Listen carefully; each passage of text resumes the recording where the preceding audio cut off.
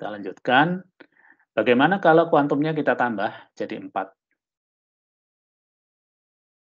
Nah, ini bisa dikembangkan kalau kuantumnya 2 gimana, kuantumnya 3 gimana, kalian nanti bisa untuk latihan ya, coba-coba. Jadi, di materi ini tentang penjadwalan, cara belajarnya ya, kalian gambar lagi dengan tangan. Kalau nanti jawabannya sudah sama, ya, dengan yang di sini, berarti sudah paham. Cara belajarnya gitu. Kalian juga bisa kembangkan untuk kasus-kasus yang lain. Oke, kalau dari gambar ini terlihat lebih sederhana dibanding kuantum 1 ya. Baik, coba kita telusuri. Ini pertama gambarkan dulu waktu kedatangan setiap proses ya, ABCDE-nya sini. Kemudian setiap proses ini diberi jatah waktu sebanyak 4 slot, 4 kuantum. Nah, pertama proses A datang, dia sebenarnya diberi jatah sebanyak 4. Sampai sini sebenarnya. Tapi proses A ini hanya butuh waktu 3. Nah, ini adalah round robin yang sudah di advance juga ya. Kalau round robin basic-nya seperti di awal tadi, maka ini akan waktu kosong ini nggak dipakai apa-apa. Pasti nggak efisien kan? Nah, untuk efisiensi maka round robin, kalau sebuah proses sudah selesai, walaupun kuantumnya belum habis, maka dia langsung ngambil proses berikutnya supaya lebih efisien, CPU-nya tidak nganggur ya. Itu ya. Jadi yang kita gunakan adalah yang round robin yang sudah seperti ini, yang sudah lebih bagus ya. Bukan basic yang seperti di awal tadi, di slide awal itu. Oke, jadi di time ketiga dia langsung eksekusi proses B, jatahnya 4. Ini 4 ya. Nah, B ini dia waktu eksekusinya 6, jadi belum selesai. Maka di sini B akan masuk antrian. Tapi ingat ya, di situ ketika B dieksekusi ada proses C, ada proses D. Tuh dia C dan D udah di antrian duluan. Jadi ketika C masuk, maka ini udah masuk antrian. D masuk, dia ada di belakang C. Nah, begitu B time out, dia akan antri di belakang D ya. Jadi seperti ini. Maka yang dipilih sekarang di antrian paling depan C 4 ya. Dan kebetulan C itu service time-nya yang 4 langsung selesai C. Jadi udah nggak ada di antrian lagi. Nah, ketika C destruksi datang E itu akan ada di belakang B, jadi seperti ini. Berikutnya, siapa yang di depan? Nah ini, D ya, D ini. D dieksekusi. D itu 5, jadi belum selesai, belum langsung selesai. Maka begitu time out, D itu antri di belakang E ini ya. Siapa paling depan? Ini B. Nah, B itu sebenarnya dikasih 4 ini. Tapi dia tinggal 2. Ya. Maka begitu B selesai, langsung digunakan oleh proses yang ada di antrian, yaitu E. E ini juga dikasih 4, tapi dia hanya butuh 2. Dan terakhir C ya, dikasih 4, tapi tinggal 1 yang diperlukan. Sehingga gambarnya menjadi seperti ini. Setelah gambar selesai, kita isikan di tabel ini finish time-nya masing-masing sesuai gambar ya. Dan kita lihat di sini ternyata ada satu proses yang mendapatkan layanan terbaik tanpa nunggu, yaitu proses A. Ya, yang paling tidak bagus ini proses E 5,5. Rata-ratanya 2,71. Kalau kita lihat di model yang kuantum 1, rata-ratanya kebetulan sama ya, rata-ratanya sama. Tapi semua proses pakai nunggu. Kalau di sini ada satu proses nggak pakai nunggu. Ya. Itu dua model round robin, kuantum 1 dan kuantum 4. Apakah ada yang mau bertanya?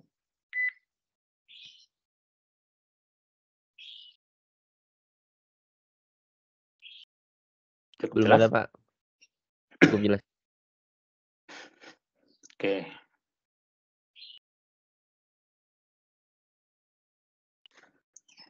Nah, algoritma terakhir di bahasan kita hari ini ya.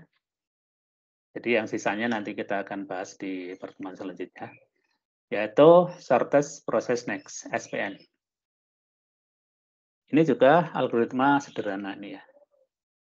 Jadi yang dipilih adalah yang paling pendek.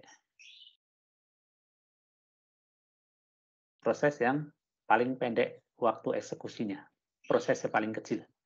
Nah, ini berkaitan waktu, itu ada kata perkiraan di situ. Jadi, waktu tepatnya berapa itu susah diketahui, maka si OS kalau menggunakan algoritma hanya bisa memperkirakan. Ya, si proses itu butuh waktu eksekusi berapa. Nah, OS tahu dari mana perkiraan datanya. Nah, kalau baru running pertama kali mungkin dari ukuran program mungkin bisa diperkirakan. Ukuran program sekian, kira-kira butuh waktu sekian.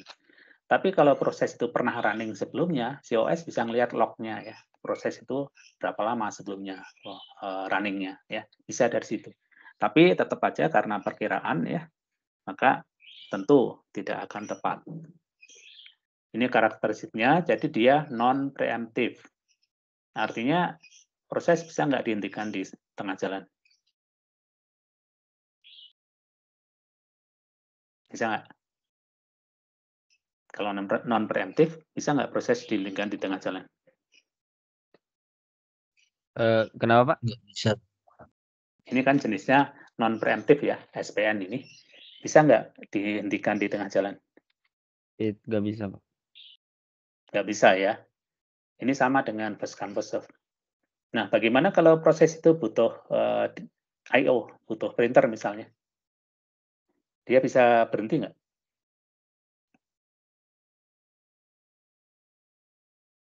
Gimana kalau butuh printer? Ya, tetap aja berhenti, ya kan? Tapi berhentinya kenapa? Ya berhenti karena dia butuh sesuatu, bukan dipaksa berhenti. Tapi dia terpaksa berhenti, ya. Karena dia butuh sesuatu. Jadi yang maksudnya preemptif itu adalah prosesnya sebenarnya pengen running tapi dihentikan. Dihentikan itu misalnya time out, ya. Atau ada proses yang prioritasnya lebih tinggi. Nah, itu maksudnya preemptif. Tapi kalau dia butuh sesuatu, ya tetap aja mau nggak mau harus berhenti, ya.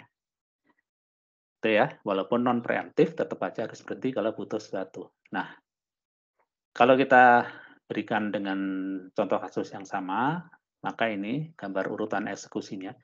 Jadi kalau algoritma itu non preemptif, gambarnya akan relatif sederhana, tidak banyak potongan-potongan, ya. Jadi ini urutannya A, kemudian B, kemudian C, D, E datangnya di sini. Kemudian yang datang pertama, ini ingat ya, ini adalah shortest process next. Oke. Maka yang dipilih adalah saat itu proses yang paling pendek. Oke, perhatikan. Ini yang dieksekusi duluan A. Oke, padahal E itu 2, A3. Kenapa yang dieksekusi A? Kok bukan E? Karena ya saat A datang, E-nya belum datang. Ya kan? Saat A datang yang ada hanya A. Ya A dieksekusi. Oke. Kemudian A dieksekusi datang B. Karena non preemptif ya biarin aja. A-nya tetap running. A selesai baru B di sini ya. Saat B dieksekusi ada C dan ada D. Ya suruh nunggu dulu karena non preemptif. Begitu B selesai, nah pas di situ sorry ya, saat B selesai dieksekusi tadi ada C, ada D, ada E, ada 3 proses. Begitu B selesai, nah di sini ada kandidat yang bisa dipilih. C-nya berapa? 4. D-nya berapa? 5. E-nya berapa? 2. Nah, itu yang paling kecil waktu eksekusi yang dipilih. Maka E dieksekusi duluan di sini ya. Nah, setelah E tinggal 2, D sama C sama D. Mana yang paling kecil? C, maka C dieksekusi ini 4 ya, dan terakhir adalah yang ini 5, D. Jadi gambarnya relatif sederhana ya. Sehingga hasil akhirnya ini proses A ya, ini nggak pakai nunggu, rata-ratanya 1,84. Itu cara kerja short test proses next. Oke, apakah ada yang mau ditanyakan?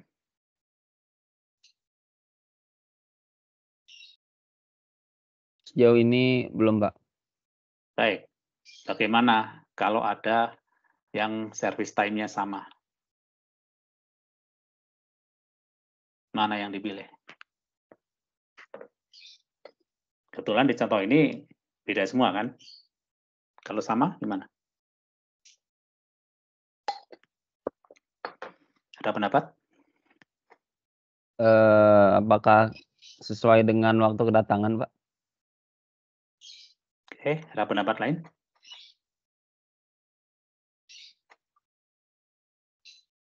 Ya, biasanya algoritma berikutnya itu FIFO ya. Kan ini bisa terjadi kan? Jadi kalau ini first come first serve, SPN murni, dia bisa bingung kalau nggak dikasih tahu si programnya. Kalau nilainya sama, ya. Kalau sama gimana? Ya, ini kan bisa terjadi.